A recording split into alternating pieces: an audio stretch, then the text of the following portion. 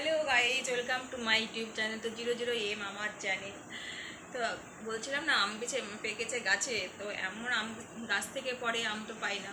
তাই আজকে আমগুলো সব পারলাম। এরকম আম আম গাছে পেকেছিল। যেটা হচ্ছে পাকা আম।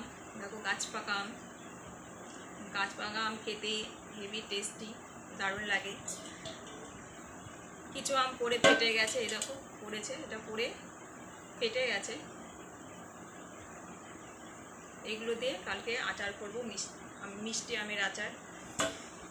গাছে অনেক আম হয়ে আছে, তো পাখিতেই খেয়ে নিচ্ছে, পারা যায় না। তো আজকে ছাদে উঠেছি, ছাদ থেকে লতি দিয়ে পেরেছি,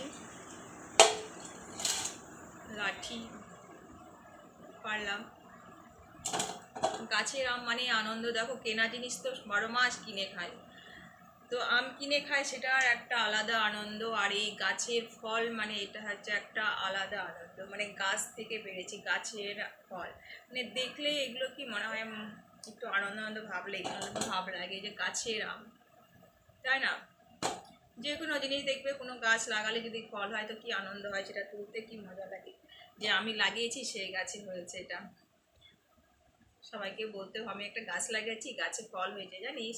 আম হয়েছে, কাঁঠাল হয়েছে, কিংবা লাউ হয়েছে, কুমড়ো হয়েছে। অনেকেই লাগায়, লাউ কুমড়ো গাছও লাগায়। সে গাছের জিনিসটা একটা অন্যরকম। আর এখানে আমি দেখো এই আম দিয়ে একটু আচার বানিয়েছি। এটা হচ্ছে তেল আচার, যে তেল আচার।